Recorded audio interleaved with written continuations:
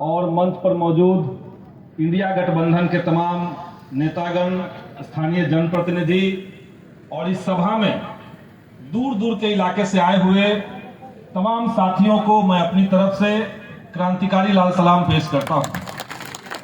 साथियों, आज की जो सभा है, कॉमरेड शाह चांद को याद करते हुए उनके संघर्ष को, उनके त्याग बलिदान को और गरीबों को लेकर के जो उनका आजीवन संघर्ष रहा, उसको याद करते हुए आज हमारी पार्टी ने तय किया है कि दुनिया के मानचित्र पर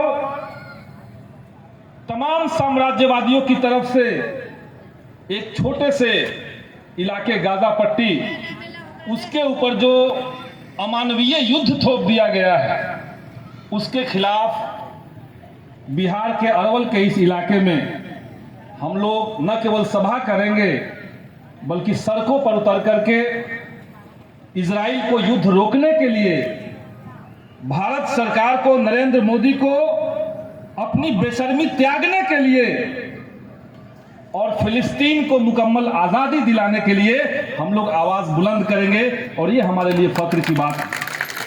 समूची दुनिया में आज के समय में बड़ी बड़ी रैलियां चल रही है, लोग आवाज उठा रहे हैं, और ये युद्ध नहीं है, फिलिस्तीन और इजराइल के बीच में कोई युद्ध नहीं हो रहा है, ये एक तरफा नरसंहार हो रहा है। फिलिस्तीन एक ऐसा देश जिसको कई दशकों से इजराइल अमेरिका की मदद से उसी के देश से, उसी की जमीन से बेदखल कर रहा है। लोग कह रहे हैं कि 7 अक्टूबर के दिन हमास ने इजराइल के ऊपर बमबारी की, लेकिन 7 अक्टूबर से पहले क्या हो रहा था? 7 अक्टूबर से 1 महीना पहले का अगर रिकॉर्ड उठा करके देखा जाए तो फिलिस्तीन के 700 बच्चों की हत्या उस बीच में कर दी गई।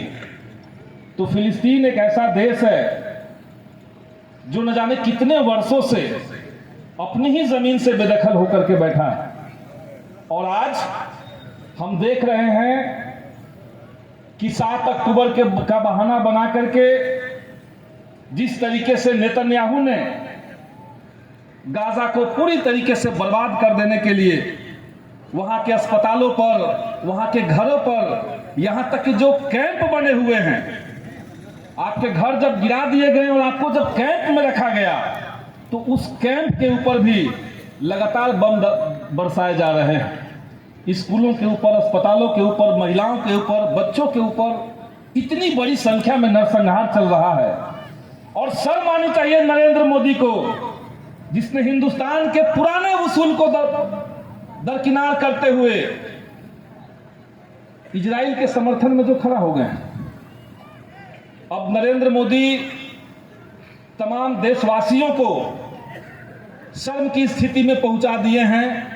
जब यूनाइटेड नेशन में वोटिंग होनी थी, उस समय ये इस युद्ध के खिलाफ वोट तक नहीं देने गए, सरकार ने वोट नहीं किया।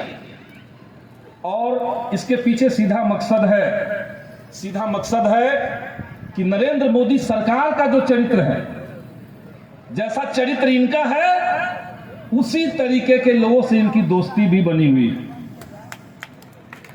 फिलिस्तीन, इजराइल का जो प्रधानमंत्री है नेतन्याहू, वो नरेंद्र मोदी के दोस्त है। अमेरिका का जो पहले राष्ट्रपति था ट्रंप, तानाशाह सन की चुनाव में हारने के बाद भी गद्दी जिसको छोड़ने की इच्छा न हो, वो नरेंद्र मोदी का मित्र है।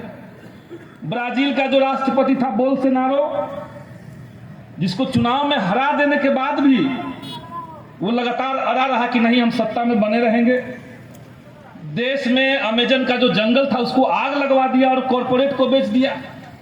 तो जिस तरीके से हिंदुस्तान के भीतर लोकतंत्र के तमाम मूल्यों की धज्जियां उड़ाई जा रही है, वैसे ही लोकतंत्र की धज्जियां उड़ाने वाले तमाम देश के जो मुखिया हैं, वो नरेंद्र मोदी के मित्र बने हुए हैं। और इसलिए आज समूची दुनिया में जो लोकतंत्र पसंद लोग हैं, जिनको जमहूरियत चाहिए, जिनको अमन और चैन चाहिए, जिनको बराबरी, हक और न्याय चाहिए, वैसे तमाम लोग आज गाजा के साथ खड़े हैं, फिलिस्तीन के साथ खड़े हैं, और हम मांग कर रहे हैं कि अंतर्राष्ट्रीय अदालत के अंदर इजराइल के खिलाफ युद्ध थोपने का मुकदमा चलना चाहिए और देश की जनता इस नरेंद्र मोदी की सरकार को सबक सिखा दे कि आपको कोई अधिकार नहीं बना है कि सदियों पुराना भारत का जो वसूल है, जो हमारा सिद्धांत रहा है फिलिस्तीन के पक्ष में खड़ा होने का, आप उसको अपने मन से बदल देंगे। तो इसलिए कहने के लिए बहुत सारी बातें हैं, लेकिन समय कम है। इतनी ही बात कह करके कि कोई भी लड़ाई, कोई भी संघर्ष छोटा नहीं होता, स्थानीय नहीं होता। जो अरवल के मुद्दे हैं, यहाँ के मुद्दों को लेकर के जो संघर्ष चल रहा है, वही मुद्दों को अगर देखिए तो विस्तृत रूप में फिलिस्तीन के समर्थन में जो संघर्ष है उसी का एक बड़ा आकार है।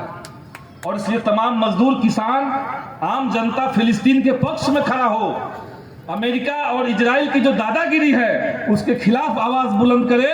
यही शुभकामना, यही लक्ष्य मेरे ख्याल से कॉमरेड शाहचांद जी का रहता अगर आज वो होते तो इसलिए कॉमरेड शाहचांद जी के प्रति सच्ची श्रद्धांजलि का मतलब है कि उनके बताए हुए जो वसूल हैं, सच के पक्ष में अंतिम दम तक, अंतिम सांस तक खड़ा रहने का जो वसूल है उसके साथ हम खड़ा हों। हमारा संघर्ष इसी तरीके से आगे बढ़े। इसी के साथ अपनी बात को खत्म करेंगे। तमाम साथियों को लाल सलाम। कॉमरेड शाहचांद अमर रहें। बहुत बहुत धन्यवाद। जैसा कि